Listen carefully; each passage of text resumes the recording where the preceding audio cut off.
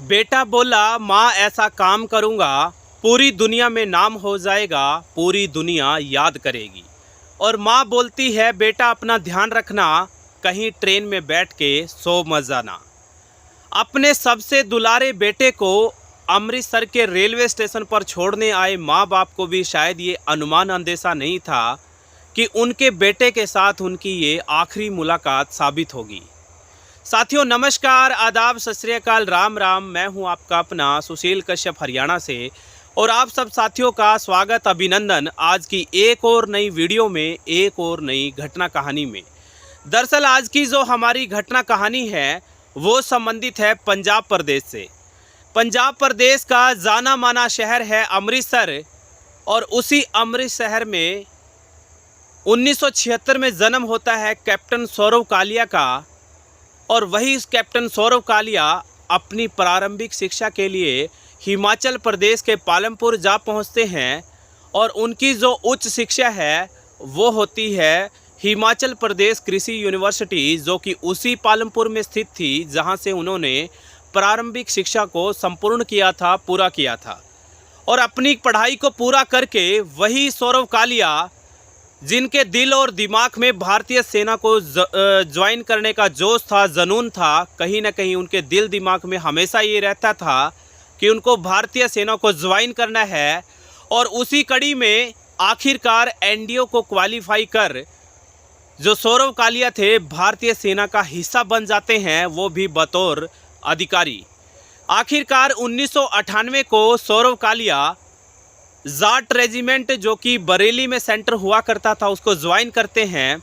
और 1999 को वही जाट रेजिमेंट कारगिल सेक्टर, जो कि उस समय में सेंसिटिव माना जाता था क्योंकि युद्ध का दौर था, वहां के लिए मूव कर जाती है। और उसी रेजिमेंट में थे कैप्टन सौरव कालिया। और 1999 की बात है कि एक दिन वही कैप्टन सौरव कालिया अपने 5 अन्य सैनिकों के साथ रूटीन गश्त पर निकले हुए थे।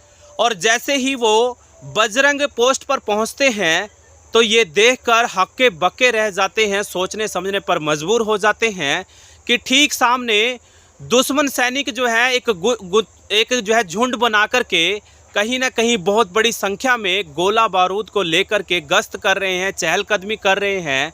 वो समझ पाते कि क्या करना क्या नहीं करता, उससे पहले ही दुश्मन के कई अन्य साथियों ने उनको चारों तरफ से घेर लिया था। क्योंकि जानकारी ये मिलती है कि कैप्टन सौरव कालिया के साथ ना तो ज़्यादा जवान थे और ना ही ज़्यादा उनके पास साजो सामान था।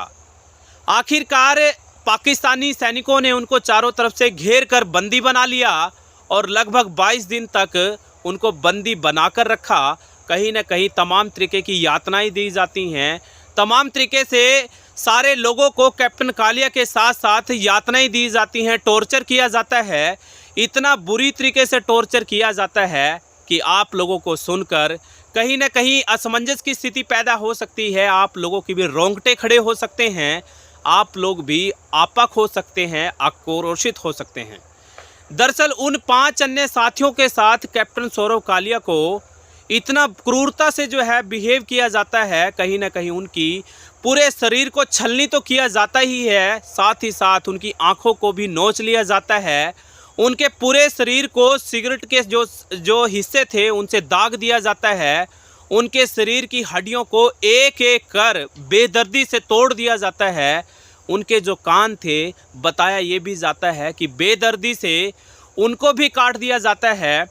और जैसे ही एक घटना कहानी, इलेक्ट्रॉनिक मीडिया तो उस दौर में हुआ नहीं करता था और सोशल मीडिया का तो भला क्या काम उस ज़माने में हुआ ही नहीं करता था।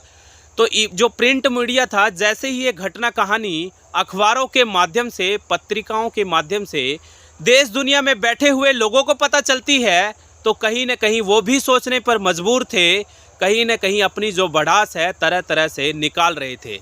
तमाम तरीके की प्रतिक्रियाएं सामने आने लगती हैं, तमाम तरीके से लोग अपनी प्रतिक्रियाएं भारतीय सेना को लेकर दे रहे थे, क्योंकि भारतीय सेना ने उसके खिलाफ जवाबी कार्रवाई तो की थी, लेकिन पाकिस्तानी सैनिकों ने जो किया वो कहीं ना कहीं माफ़ी के लायक तो था ही नहीं। कहीं ना कहीं पूरी दुनिया में इसकी जो है खिलाफत हो रही थी, पूरी दुनिया में रोष हो रहा था।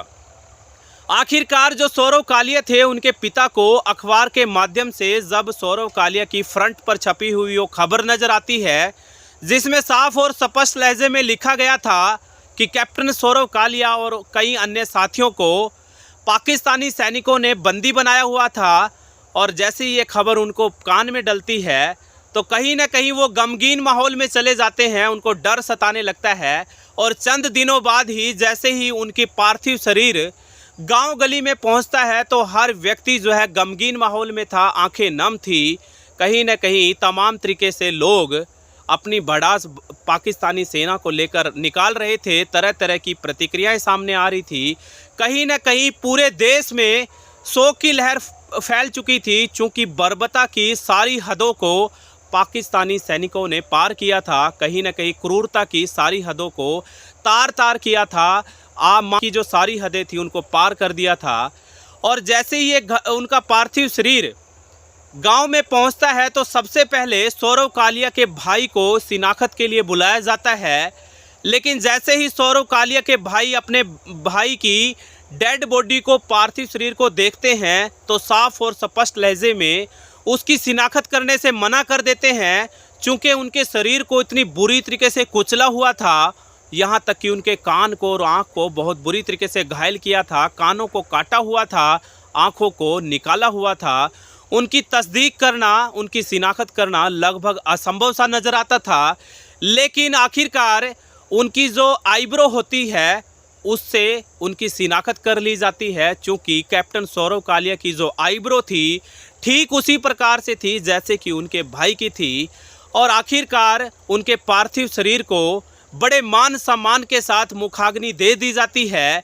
लेकिन रह रहकर लोगों की जहन में एक ही सवाल आ रहा था कि आखिरकार पाकिस्तानी सैनिकों ने भारतीय सैनिकों के साथ इतनी क्रूरता से व्यवहार क्यों किया। बताया ये जाता है, जानकारी ये मिलती है कि जो कैप्टन सौरव कालिया थे, उनके जो माँ बाप हैं, आज भी बहुत सारी फाइलों को लेकर के कभी भारत सरकार के दरवाजे को खटखटाते हैं, कभी राष्ट्रीय स्तर पर इस मामले को उछालने की कोशिश करते हैं, कभी रक्षा मंत्रालय के चक्कर लगाते हैं, कभी प्रदेश सरकार के चक्कर लगाते हैं।